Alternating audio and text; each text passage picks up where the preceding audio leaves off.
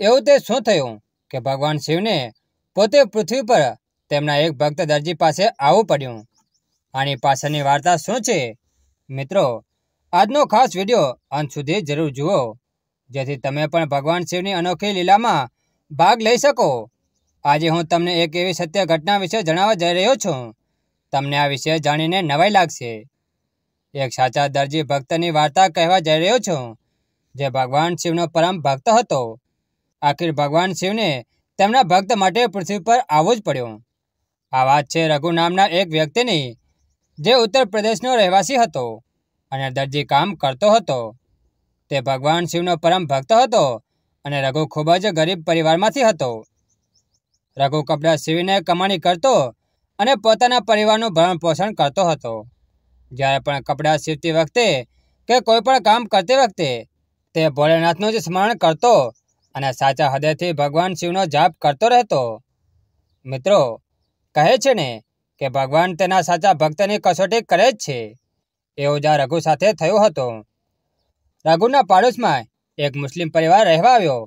આ મુસ્લિમ પરિવારમાં એક વ્યક્તિ હતો, જેને રઘુની ઈર્ષા થતી હતી અને કહેતો હતો કે રઘુ સિલાઈ મશીન ચલાવતી વખતે સતત ભગવાનનું સ્મરણ કરતો રહે છે. તેના મશીનના અવાજના કારણે મારી ઊંઘ ઉડી જાય છે. હું કંઈક એવું કરીશ જેથી તે ભગવાનનું નામ જપ કરવાનું બંધ કરી દે અને તેનું સિલાઈ મશીન પણ ગાયબ થઈ જાય. એક દિવસ તેણે એક ઉપાય શોધી કાઢ્યો. રઘુ કોઈ કામ માટે બીજા શહેરમાં ગયો હતો. ત્યારે તે મુસ્લિમ વ્યક્તિ પાછળથી રઘુના ઘરમાં ઘૂસ્યો અને રઘુનું સિલાઈ મશીન ચોરી લીધું.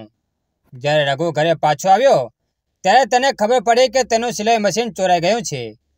પહેલાં તો તેણે તેની સિલાઈ મશીનની ખૂબ જ અહીં ત્યાં શોધખોળ કરી, પણ તેને સિલાઈ મશીન ન મળ્યું.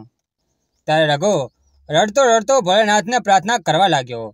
પછી રઘુએ વિચાર્યું કે જો આ મારા ભગવાન ભોળેનાથને મંજૂર હશે તો જ આ બધું થયું હશે. ભગવાનની લીલા ભગવાન જ જાણે. આમ વિચારી રઘુ થોડોક નિરાશ થયો, કારણ કે હવે તેની પાસે ઘર ચલાવવાનું એક સાધન હતું, તે પણ હવે ચોરી થઈ ગયું હતું. પણ તે માનતો હતો કે ભોળેનાથની આમાં કોઈ લીલા હશે. તેણે પોલીસમાં પણ ફરિયાદ નોંધાવી ન હતી, કારણ કે તેણે બધું ભોળેનાથ પર છોડી મૂક્યું હતું. તેને લાગતું હતું કે ભગવાન શિવ તેની પરીક્ષા કરી રહ્યા છે અને ભગવાન શિવ ક્યારેય તેનું ખરાબ નહીં કરે. કોઈ એવું કામ હશે જેના માટે તેનું મશીન ચોરાઈ ગયું હશે. ત્યારે ભગવાન શિવ પોતાના ભક્તને દુઃખી ન જોઈ શક્યા અને પૃથ્વી પર આવ્યા. મિત્રો, જે વ્યક્તિએ રઘુનું મશીન ચોર્યું હતું, તેના બીજા જ દિવસે તે વ્યક્તિને તેના જમણા હાથ પર મોટા મોટા ફોલ્લા પડી ગયા.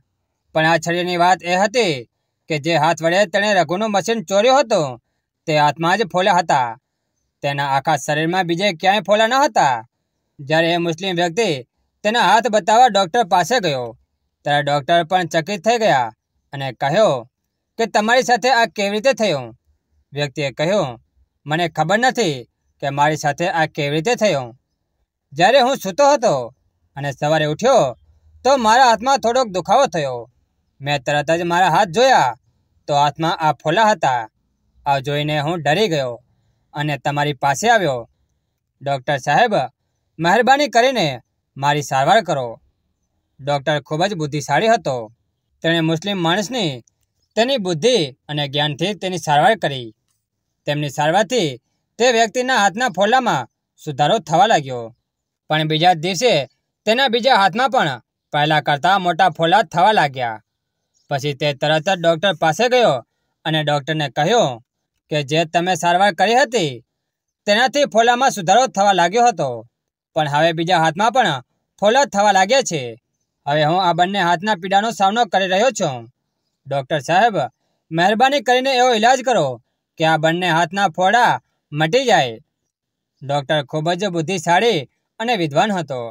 ડૉક્ટરે તે વ્યક્તિને પોતાની પાસે બોલાવી અને ખૂબ જ પ્રેમથી પૂછ્યું, હું તમને એક વાત પૂછવા માગું છું. શું તમે તમારા જીવનમાં એવું કોઈ પાપ કર્યું છે જેની તમને આ રીતે સજા મળી રહી હોય? મને સાચું કહો અને તમે જેનામાં વિશ્વાસ કરો છો તે અલ્લાહ સમક્ષ તમારા પાપની કબૂલાત કરો. કદાચ તેમની કૃપાથી તમારા હાથ ઠીક થઈ જાય. પહેલાં તો તે વ્યક્તિ ખચકાટને કારણે કંઈ કહી ન શક્યો, પણ ધીમે ધીમે ડૉક્ટરને તેણે બધી વાત કહી અને કહ્યું કે મારા ઘરની નજીક એક વ્યક્તિ રહે છે. થોડા દિવસ પહેલાં મેં તેનું મશીન ચોર્યું હતું. તે પોતાનું સિલાઈ મશીન ચલાવીને પોતાનું ગુજરાન ચલાવતો હતો. આ શક્ય હોઈ શકે કે મારે તેના કારણે તકલીફ વેઠવી પડતી હોય.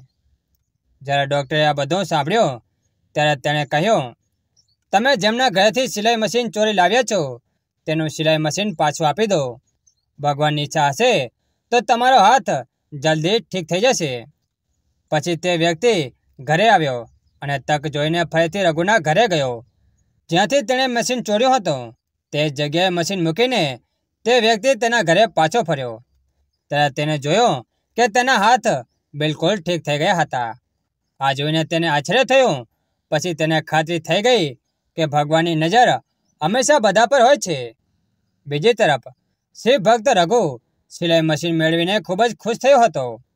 મિત્રો, કોઈનું ખરાબ કરતા પહેલાં તમે પણ ધ્યાન રાખજો કે ભગવાનની નજર આપણા પર હોય છે અને ક્યારેક ને ક્યારેક આપણને આપણા ખોટા કાર્યોની સજા મળે જ છે.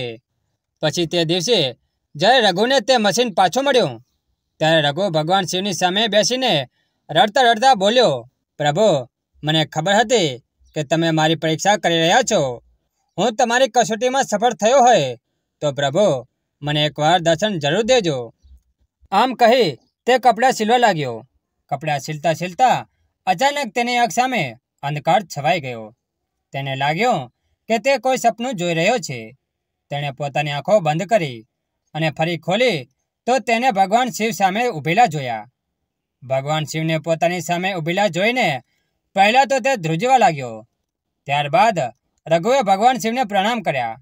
ભગવાન શિવે કહ્યું, રઘુ, તે હંમેશા તારા માટે નહીં પણ તારા પરિવાર માટે જીવ્યો છે. તો તું હંમેશા આમ જ કરજે. મારા આશીર્વાદ તારી સાથે છે. મિત્રો, ત્યાર પછી રઘુએ આજે પણ પાછું વળીને જોયું નથી. ભલે રઘુ હવે દુનિયામાં નથી, તેના પરિવારના સભ્યો કહે છે કે આજે પણ તેઓ તેમના ઘરની બહાર મશીન રાખે છે અને કોઈ પણ આવીને તેના કપડાં સીલી શકે છે.